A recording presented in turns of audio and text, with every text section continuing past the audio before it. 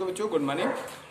जैसा कि हम लोग जानते हैं कि हम लोगों का जो पॉलिटिकल साइंस का चैप्टर, वो इकोनॉमिक्स का चैप्टर था, सेक्टर्स ऑफ इकोनॉमी, वो आज से कंप्लीट हो गया। अब हम लोग हिस्ट्री स्टार्ट करेंगे, नेशनलिज्म इन यूरोप। ठीक है बच्चों, today we will start nationalism in Europe, history nationalism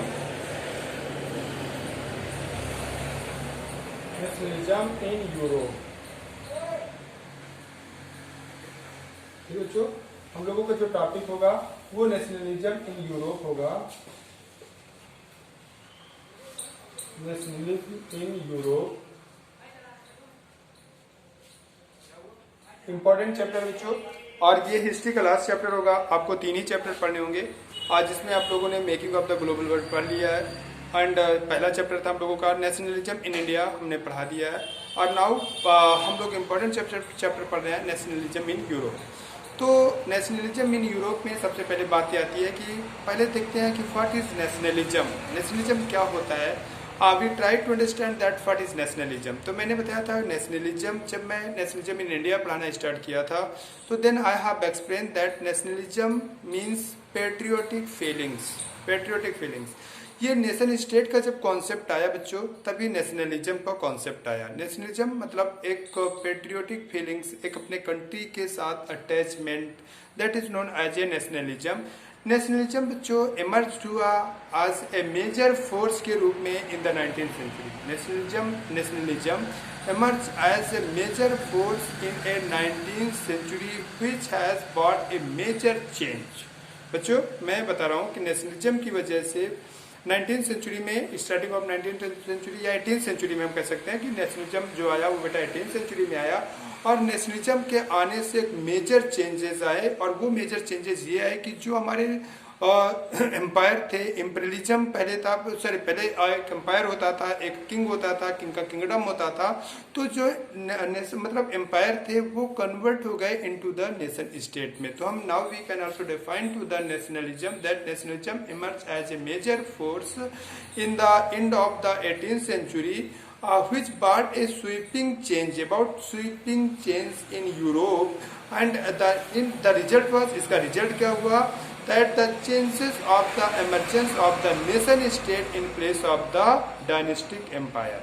ठीक है, मतलब मेरे कहने का मतलब है कि जब नेशन स्टेट की फीलिंग्स आई तो बेटे नेशन स्टेट बन गए। पहले क्या होता था बेटा, किंग जो होता था वो किंग इम्पोर्टेंट होता था। पहले किंग को माना जाता था कि किंग एक इम्पोर्टेंट है और किंग ही सब कुछ है।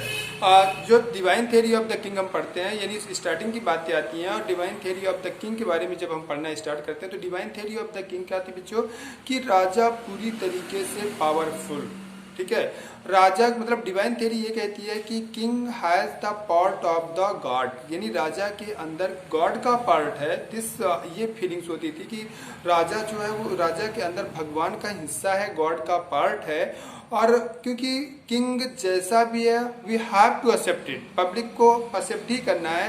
किंग भले ही क्रूल हो तो भी पब्लिक को एक्सेप्ट करना है, और ये समझ के करना है कि गॉड हमसे किसी बात को लेकर के नाराज है। That's why to punish us he has send a cruel king and there is no chance to oppose the policy of the king, यानी क्रूलनेस पॉलिसी आपको अपोज करने का भी कोई अधिकार नहीं होता था। तो मेरे कहने का मतलब उस समय जो बेटा जो राजा होता था वो ही सब कुछ होता था। राजा की पॉलिसी को अपोज करना किसी को भी अलाउड नहीं था। एंड लोगों को मेंटली बताया जाता था कि नहीं, किंग गॉड का एक इम्पोर्टेंट पार्ट है, इस वजह से राजा की पॉलिसी को हम अपोज नहीं कर सकते। किंग कैन बी क्रूल और वो आप किंग काइंड हार्टेड हैं कि क्रूल हैं, दैट इज डिपेंडेड ऑन वो हमारी मेंटालिटी पर डिपेंडेड है कि और हमें उसे एक्सेप्ट करना है। This was the mentality, this is divine theory of the king. Divine theory of the in the divine theory of the king has no restriction in its power, मतलब king has abounded power, all the powers whatever king wanted to do could do. This was the policy of the divine theory of the king, मतलब no control in the power of the king, and public is in very back foot in before in front of the king and public have to do whatever the king, मतलब जो भी राजा चाहते हैं वही public को करना होगा। Public को राजा की पॉलिसी को अपोज करने का कोई राइट नहीं होगा। इस पॉलिसी को, इस थ्योरी को बच्चों, इस थ्योरी को हम लोग divine theory of the king के नाम से जानते हैं। This theory is known as a divine theory of the king. According to divine theory of the king बच्चों, divine theory of the king, divine theory divine theory divine theory of the divine theory divine theory of the king, मतलब राजा के power में बच्चों। ये हम ही अभी आपको जब हम आगे के देशों के बारे में पढ़ाएंगे तो divine theory of the king important होगी। इस वजह से हम आपको बता दे रहे हैं कि divine theory of the king क्या होता है, कि राजा के पावर में एब्सोल्यूट मोनार्ची, मतलब एब्सोल्यूट मोनार्ची मतलब नो रिस्ट्रिक्शन। अब डिवाइन थ्योरी मतलब एब्सोल्यूट मोनार्ची को सपोर्ट करती है, और एब्सोल्यूट मोनार्ची का मतलब होता है कि पूरी तरीके से power in the hands of the king, मतलब पूरी तरीके से राजा की dominancy, that is known as a absolute monarchy. और इसके बाद कॉन्स्टिट्यूशनल मोनार्ची जो होती है उसमें राजा केवल नाम के होते हैं। तो ये टर्म्स हमें आगे मिलेंगे। कॉन्स्टिट्यूशनल मोनार्ची क्या होती है, डिवाइन और एब्सोल्यूट मोनार्ची क्या होती है, divine theory of the king क्या होता है। तो divine theory of the king क्या होता है बच्चों, कि राजा के पावर में किसी भी तरीके का कोई रिस्ट्रिक्शन नहीं, राजा अबाउंडेड पावरफुल है, राजा कुछ भी कर सकता है। तो इस सिचुएशन में किंग एक बैकवर्ड में होती है, मतलब सॉरी पब्लिक जो होती है वो बैकवर्ड में होती थी, और किंग की सोसाइटी और किंग के फैमिली के लोग ही सर्वे सर्वा होते थे, एंड उनकी पावर में कोई कंट्रोल नहीं होता था। इस वजह से लोगों के अंदर एक नेशनलिज्म की फीलिंग्स आ ही नहीं सकती हैं, क्योंकि ऐसी सिचुएशन में बेटे कोई भी देश की बाउंड्री फिक्स नहीं हो सकती है, क्योंकि जब तक राजा पावरफुल होगा तब तक बाउंड्री बहुत एक्सटेंडेड होंगी। फॉर एग्जाम्पल के तौर पर इंडिया में नेपोलियन समुद्रगुप्त बहुत बड़ा राजा हुआ, उसने साउथ इंडिया को भी जीत लिया। उसके बाद के राजा कमजोर हुए, उनका क्या कहते हैं एम्पायर छोटा हो गया। ठीक है बच्चों, तो इसी तरीके से आपका नेपोलियन बोनापार्ट के बारे में मैं समुद्रगुप्त को इस वजह से मैंने कहा क्योंकि समुद्रगुप्त को इंडिया का नेपोलियन कहा जाता है, जो कि चंद्रगुप्त विक्रमादित्य के लड़के, चंद्रगुप्त के लड़के थे, और चंद्रगुप्त विक्रमादित्य के फादर थे। चंद्रगुप्त विक्रमादित्य के फादर थे और चंद्रगुप्त फर्स्ट के लड़के थे।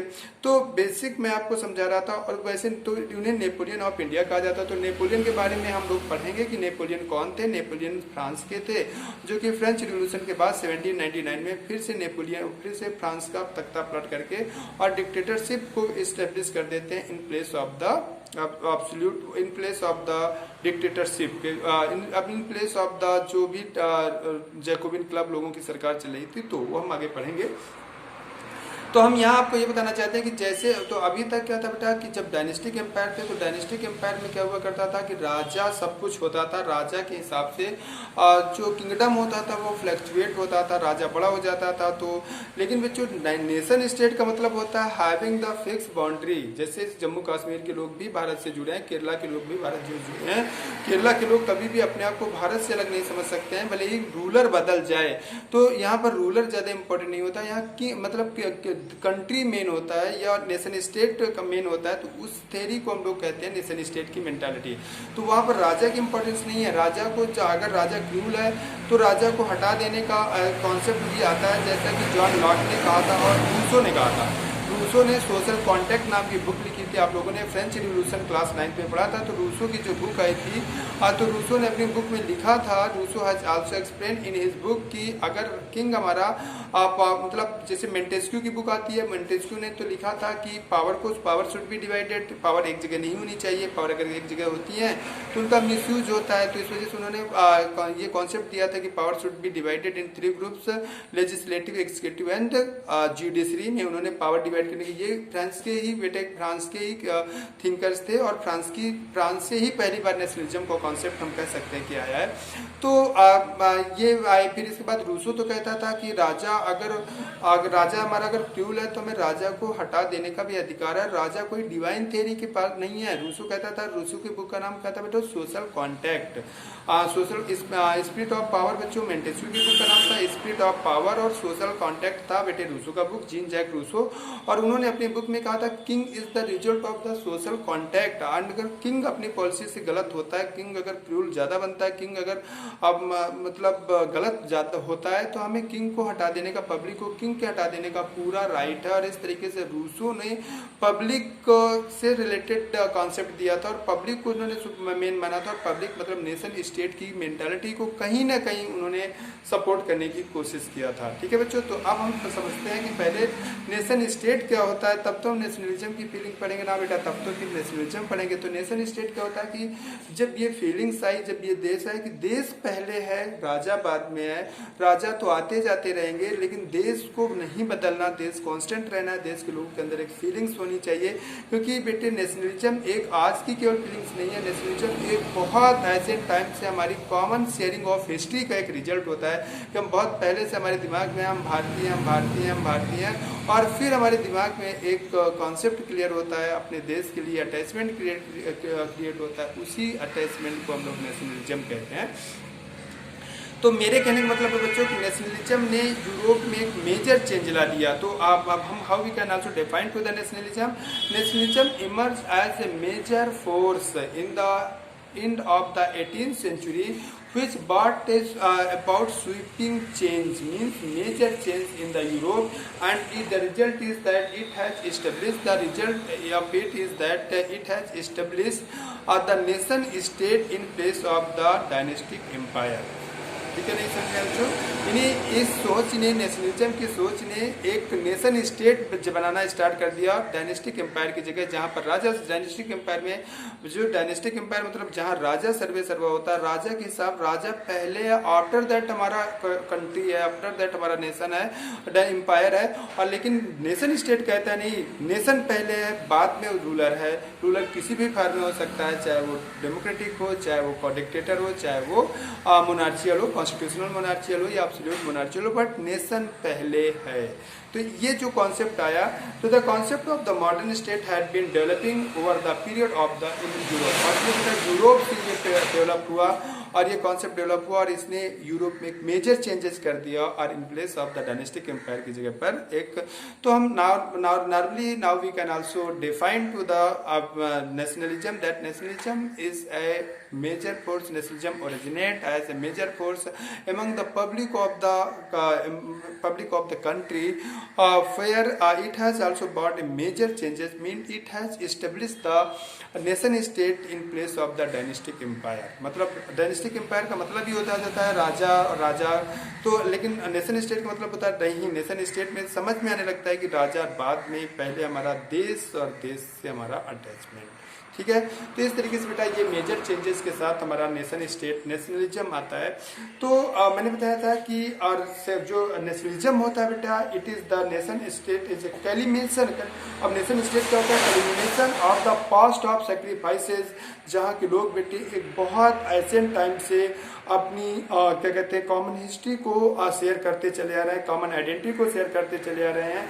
ठीक है, कॉमन स्ट्रगल को शेयर करते चले आ रहे होते हैं। तो ऐसे लोगों के अंदर एक बॉन्डिंग जनरेट होती है और उस बॉन्डिंग को ही हम लोग नेशन स्टेट की थिंकिंग, और उसी बॉन्डिंग को हम लोग बेटा नेशनलिज्म के नाम से जानते हैं। तो नेशन स्टेट क्या होता है? A nation is a culmination of the long past of sacrifices and devotion, and A nation state is one which majority of citizen come develop the sense of shared history and common identity, जहाँ के लोग बेटे बहुत ऐसे time से अपनी history को share कर रहे हैं, कॉमन हिस्ट्री को शेयर कर रहे हैं एंड आइडेंटिटी को शेयर कर रहे हैं।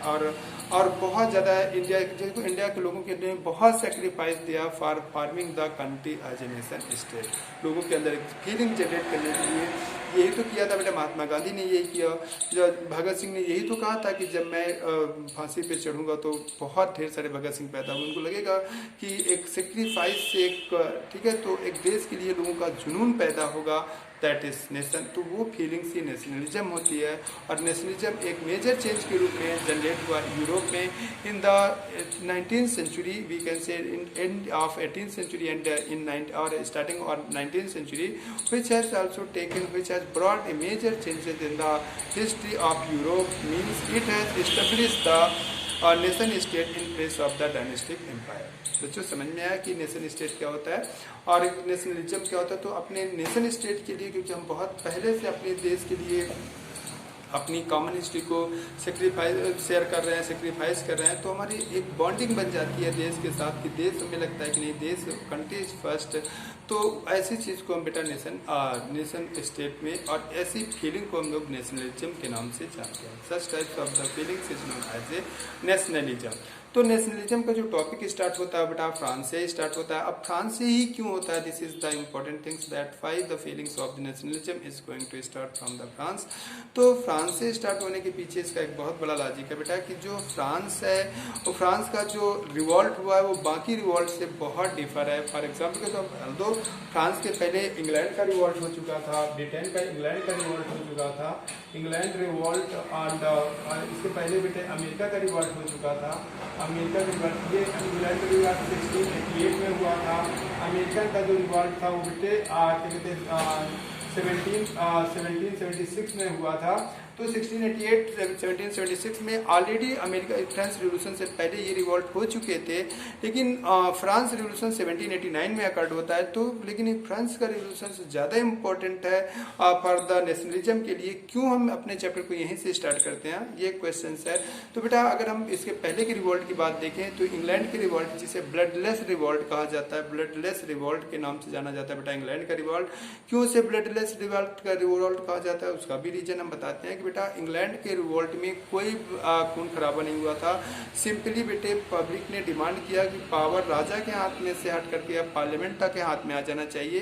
तो जो पावर सिंपली राजा के हाथ से हट के पार्लियामेंट के हाथ में आई, तो इसी को हम लोग कहते हैं बेटा ब्लडलेस रिवॉल्ट। कोई मतलब खून खराबा नहीं हुआ और सिंपली पावर्स के राजा के हाथ से हट करके पार्लियामेंट ऑफ इंग्लैंड के को ट्रांसफर कर दी गई 1688 में।